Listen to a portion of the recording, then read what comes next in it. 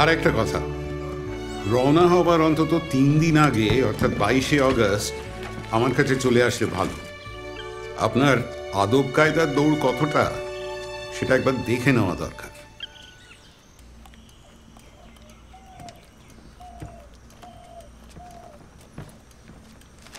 আসুন আসুন।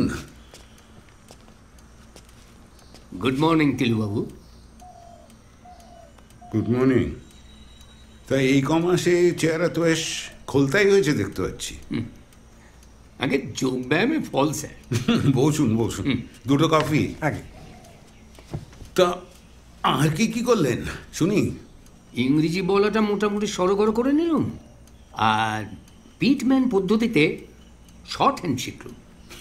আর তাছাড়া ওই কয়েকটা বই জোগাড় করে বিদেশি আদব কায়দা কিছুটা আয়ত্ত করেছি।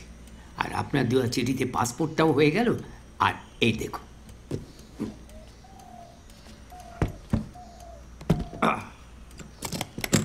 কলকাতায় গিয়ে স্যুট করানো ছাড়াও সঙ্গে শার্ট, টাই, রুমাল, জুতো, মোজা।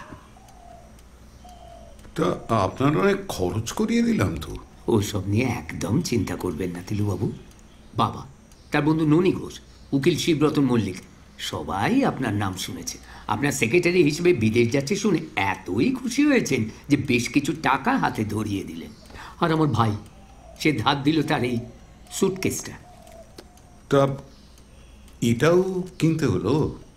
উপায় কি বলুন, দাঁতনের অভ্যেস ছিল।